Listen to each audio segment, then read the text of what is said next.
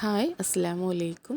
അപ്പോൾ എപ്പോഴും ഒരേപോലുള്ള കറികൾ കഴിച്ച് മടുത്തിട്ടുണ്ടെങ്കിൽ ഈ കറി ഒന്ന് ട്രൈ ചെയ്ത് നോക്കാം. ഇത് നമ്മുടെ തമിഴ്നാട്ടിലെ ഫേമസ് ആയ എണ്ണ കത്തിരിക്കായ് കറിയാണ്. ഇത് വന്നിട്ട് ഓരോ അവിടെ അതേപോലെ തന്നെ തമിഴ്നാട്ടിലാണെങ്കിൽ പോലും പല ഭാഗത്തും ഓരോ ചെട്ടിനാടൊക്കെ ആണെങ്കിൽ ഇതിൽ സ്റ്റഫ് ചെയ്തിട്ടാണ് അവർ ഉണ്ടാക്കുക. അപ്പോൾ ഇത് കോമൺ ആയിട്ട് എല്ലാവരും ഉണ്ടാക്കുന്ന ഒരു പുളി ഒഴിച്ച കറിയാണ്. അപ്പോൾ ഇതെങ്ങനെ തയ്യാറാക്കാൻ നോക്കാം. അപ്പോൾ അത് തയ്യാറാക്കാനായിട്ട് ചെറിയ കുഞ്ഞു വഴുതിരിങ്ങയാണ് നമ്മൾ എടുക്കേണ്ടത്. അതിൻ്റെ തണ്ട് ചെറുതായിട്ടൊന്ന് നമുക്ക് ആദ്യം ഒന്ന് കട്ടാക്കി കൊടുക്കാം. ഞാൻ ഇവിടെ ഒരു 250 ഗ്രാം വഴുതിരിങ്ങ എടുത്തിട്ടുണ്ട് കേട്ടോ. ഇനി ബാക്കിൽ 4ആയിട്ട് സ്ലിറ്റ് ചെയ്തിട്ട് നമുക്ക് ഉള്ളിൽ നോക്കുക, അതിൽ എന്തെങ്കിലും കേടുണ്ടോ പുഴുക്കളൊക്കെ ഉണ്ടോ എന്ന് നോക്കുക. എന്നിട്ട് ഇതൊന്ന് നമുക്ക് മാറ്റി വയ്ക്കാം. ഇപ്പോൾ ഈ സൈസിലുള്ള വഴുതിരിങ്ങ നമുക്ക് കിട്ടിയില്ലെങ്കിൽ നമ്മൾ നോർമലായിട്ടുള്ള വഴുതിരിങ്ങ 4ആക്കി കട്ടാക്കിയിട്ട് യൂസ് ചെയ്താലും മതിയാകും. അപ്പോൾ ഞാൻ ഈ വഴുതിരിങ്ങ എല്ലാം ഇതുപോലെ കട്ടാക്കി എടുക്കുകയാണ്. നമ്മളിപ്പോൾ ഇത് അപ്പം തന്നെ ഞാനിപ്പോൾ കട്ടാക്കിയതും ഞാൻ ഫ്രൈ ചെയ്യാൻ പോകണം. അതുകൊണ്ട് ഞാൻ വെള്ളത്തിലിട്ട് വെച്ചിട്ടില്ല. എല്ലാം നമുക്ക് കുറച്ച് ലേറ്റ് ആവുകയാണെന്നുണ്ടെങ്കിൽ ഇത് വെള്ളത്തിലിട്ട് വയ്ക്കുക, അല്ലെങ്കിൽ ഇതിൻ്റെ കളറ് ചേഞ്ച് ആയി പോകും. അപ്പോൾ ഞാൻ വഴുതിരിങ്ങ എല്ലാം ഇതുപോലെ കട്ടാക്കി എടുത്തിട്ടുണ്ട്. ഇനി ഒരു പാൻ ചൂടാക്കാൻ വെച്ചിട്ടുണ്ടായിരുന്നു. ഇനി ഇതിലേക്ക് ഞാൻ 2 ടേബിൾ സ്പൂണോളം നല്ലെണ്ണ ചേർത്ത് കൊടുക്കുകയാണ്. ഈ കറിക്ക് നല്ലെണ്ണ തന്നെ ഉപയോഗിക്കാൻ ശ്രമിക്കുക, അതാണ് അതിൻ്റെ കറക്റ്റ് ടേസ്റ്റ് കിട്ടുക. ഇനി നമുക്ക് ഈ എണ്ണയിലേക്ക് വഴുതിരിങ്ങ ചേർത്ത് കൊടുക്കാം. ഇനി ഇത് നന്നായിട്ടൊന്ന് വഴറ്റിയെടുക്കണം. ഈ എണ്ണയിൽ കിടന്ന് നന്നായിട്ട് ഇത് വഴുതിരിങ്ങ ഒന്ന് ഫ്രൈ ആയിട്ട് വരണം.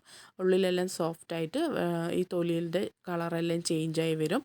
അതുവരെ നമുക്കിതൊന്ന് മീഡിയം ഫ്ലെയിമിൽ വെച്ചിട്ട് നന്നായിട്ടൊന്ന് വഴറ്റിയെടുക്കാം. ഇപ്പോൾ വഴുതിരിങ്ങയുടെ ഇടയ്ക്കിടയ്ക്ക് ഇതൊന്ന് തിരിച്ചു മറിച്ചിട്ട് വഴറ്റി കൊടുക്കണം കേട്ടോ. അപ്പോൾ എല്ലാ ഭാഗത്തും ആ ഒരു വഴുതിരിങ്ങ ഫ്രൈ ആയി വരാനാണ്. അപ്പോൾ ഇത് നമ്മുടെ വഴുതിരിങ്ങ എല്ലാം നന്നായിട്ട് വഴന്നു വന്നിട്ടുണ്ട്. ഞാൻ ഇത് എണ്ണയിൽ നിന്ന് എടുത്ത് മാറ്റുകയാണ്.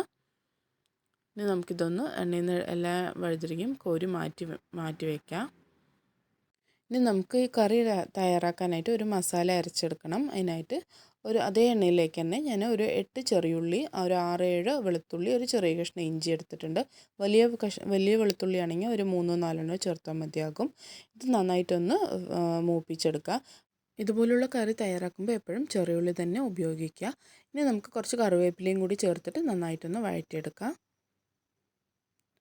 ഇതെല്ലാം നന്നായിട്ട് വഴന്ന് വരുന്ന സമയം നമുക്കിതിലേക്ക് കുറച്ച് കുരുമുളക് ചേർത്ത് കൊടുക്കാം. ഒരു 1/4 ടീസ്പൂണോളം കുരുമുളകും അതേപോലെ 1/4 ടീസ്പൂണോളം ജീരകവും കൂടി ചേർത്ത് കൊടുക്കുന്നുണ്ട്. ഇനി 1/4 ടീസ്പൂണും കുറവായിട്ട് ഒരു പിഞ്ച് അത്രമാത്രം വെന്തയം കൂടി ചേർത്ത് കൊടുക്കുക. ഇനി നമുക്ക് ഇതിലേക്ക് ഞാനിവിടെ 2 തക്കാളി റഫായി ചോപ്പ് ചെയ്ത് വെച്ചിട്ടുണ്ട്, അതും കൂടി ചേർത്ത് കൊടുക്കുകയാണ്. ഇതൊന്ന് നന്നായിട്ടൊന്ന് വഴറ്റിയെടുക്കണം. തക്കാളി നന്നായിട്ട് സോഫ്റ്റ് ആവണ വരെ നമ്മളിതൊന്ന് വഴറ്റിയെടുക്കുക. അപ്പോൾ തക്കാളി പെട്ടെന്ന് തന്നെ വഴന്ന് വരാനായിട്ട് ഞാനിവിടെ കുറച്ച് ഉപ്പ് ചേർത്ത് കൊടുക്കുന്നുണ്ട്. ഉപ്പ് ചേർത്തിട്ട് ഒന്ന് ഇളക്കിയ ശേഷം അടച്ച് വെച്ചിട്ട് ഒരു 5 മിനിറ്റ് മീഡിയം ഫ്ലെയിമിൽ വെച്ചിട്ടൊന്ന് കുക്കാക്കിയെടുക്കുക. അപ്പോൾ തക്കാളി നന്നായിട്ട് വെന്ത് വരും.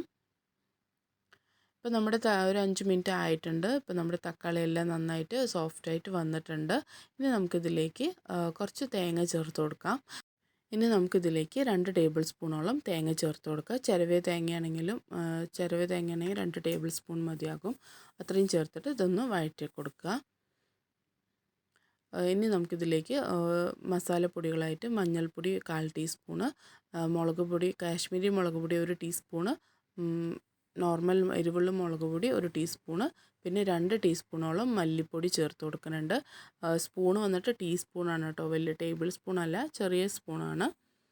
ഇനി ഇതൊന്ന് വഴറ്റിയെടുക്കണം. ഈ പൊടികളുടെ പച്ചമണം എല്ലാം പോണ വരെ ഇതൊന്ന് നന്നായിട്ട് വഴറ്റിയെടുക്കുക. അതുപോലെ പൊടികൾ ചേർത്തുന്ന സമയത്ത് ലോ ഫ്ലെയിമിൽ വെച്ചിട്ട് വേണം ചേർത്താനായിട്ട്. ഇപ്പോൾ നമ്മുടെ മസാലയെല്ലാം പച്ചമണം എല്ലാം പോയിട്ടുണ്ട്. ഇനി ഇതൊന്ന് ഫ്ലെയിം ഓഫാക്കിയ ശേഷം ആറാനായിട്ട് മാറ്റി വയ്ക്കാം. ഇനി നമുക്ക് ആറിയ ശേഷം ഇതൊന്ന് നന്നായിട്ട് മിക്സി ജാറിലിട്ട് അരച്ചെടുക്കണം. അപ്പോൾ ഞാനിതൊരു മിക്സിൻ്റെ ജാറിലേക്ക് മാറ്റി കൊടുക്കുകയാണ്.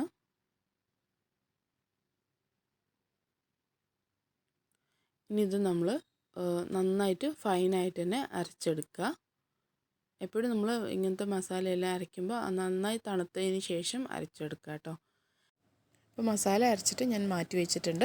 ഇനി അതേ കടായിലേക്ക് തന്നെ 2 ടേബിൾ സ്പൂണോളം നല്ലെണ്ണ ചേർത്ത് കൊടുക്കുകയാണ്. ഇനി ഇതിലേക്ക് കുറച്ച് ഉലുവ ചേർത്ത് മൂപ്പിച്ചെടുക്കാം. ഉലുവിൻ്റെ ഒപ്പം തന്നെ നമുക്ക് കടുകും വേണമെങ്കിൽ യൂസ് ചെയ്യാം കേട്ടോ. ഞാൻ പുളിക്കറിയിൽ പൊതുവെ കടുക് യൂസ് ചെയ്യാറില്ല, അതുകൊണ്ടാണ്.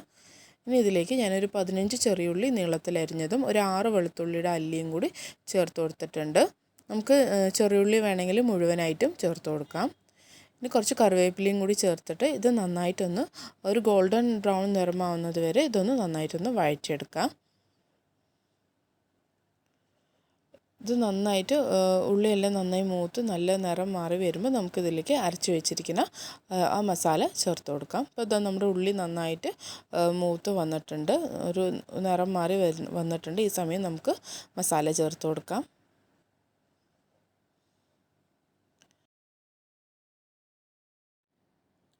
മസാല ചേർത്ത് ഒഴിച്ചു കൊടുത്ത ശേഷം നമുക്ക് അതേ ജാറിലേക്ക് തന്നെ കുറച്ച് വെള്ളം കൂടി ചേർത്തിട്ട് കറിക്ക് ആവശ്യമുള്ള ഗ്രേവിക്ക് ആവശ്യമനുസരിച്ചുള്ള വെള്ളം ചേർത്തിട്ട് മിക്സ് ആക്കിയിട്ട് നമുക്കതിലേക്ക് ഒഴിച്ചു കൊടുക്കാം.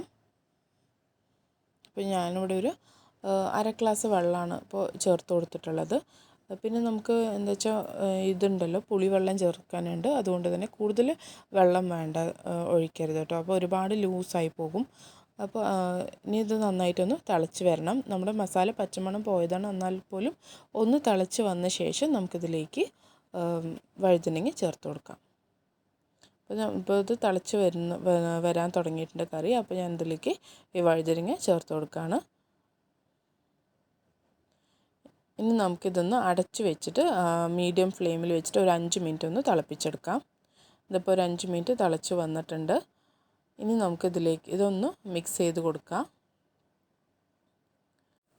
ഇനി നമുക്കിതിലേക്ക് ഒരു ചെറിയ നാരങ്ങ വലുപ്പത്തിലുള്ള പുളി പിഴിഞ്ഞെടുത്തതാണ്, അതിൻ്റെ വെള്ളം കൂടി ചേർത്ത് കൊടുക്കാം. ഇനി പുളിവെള്ളവും കൂടി ഒഴിച്ചിട്ട് ഇത് നന്നായിട്ടൊന്ന് തിളച്ച് വറ്റി വരണം. ഇനി നമ്മൾ കറിയിൽ ഉപ്പ് ചേർത്ത് കൊടുത്തിട്ടില്ല, നമ്മൾ മസാലയിൽ മാത്രമേ ഉപ്പ് ചേർത്തിട്ടുള്ളൂ. അപ്പോൾ നമ്മൾ കറിക്ക് ആവശ്യമുള്ള ഉപ്പ് ഞാനിവിടെ 1 ടേബിൾ സ്പൂണോളം കല്ലുപ്പ് ചേർത്ത് കൊടുത്തിട്ടുണ്ട്. ഇത് നന്നായിട്ടൊന്ന് യോജിപ്പിച്ച ശേഷം ഇതൊന്ന് തിളപ്പിച്ചെടുക്കാം കേട്ടോ. ഒരു 10 മിനിറ്റ് നന്നായി തിളയ്ക്കണം. പുളി നന്നായി തിളച്ച് വന്ന ശേഷം നമുക്കിതിലേക്ക് 1 ടീസ്പൂണോളം ഞാൻ ശർക്കര പാനി ചേർത്ത് കൊടുത്തിട്ടുണ്ട്. നമുക്ക് വേണമെങ്കിൽ ശർക്കര ചെറിയൊരു കഷ്ണം ചേർത്ത് കൊടുക്കാം. ഇതെന്താ വെച്ചാൽ എല്ലാ ടേസ്റ്റും ബാലൻസ് ചെയ്യാനായിട്ടാണ് കേട്ടോ ഇത് ചേർത്ത് കൊടുക്കുന്നത്. പിന്നെ കുറച്ച് കായപ്പൊടിയും കൂടി ചേർത്ത് കൊടുക്കാം. കായപ്പൊടി നമുക്ക് നമ്മൾ താളിക്കുന്നുണ്ടല്ലോ, ആ സമയത്ത് തന്നെ മസാല ചേർക്കണ മുന്നേ കായപ്പൊടി ഇട്ടിട്ട് മസാല ചേർത്ത് കൊടുക്കാം കേട്ടോ. ഞാനത് വിട്ടുപോയതുകൊണ്ടാണ് ഇപ്പോൾ ചേർത്ത് കൊടുക്കുന്നത്.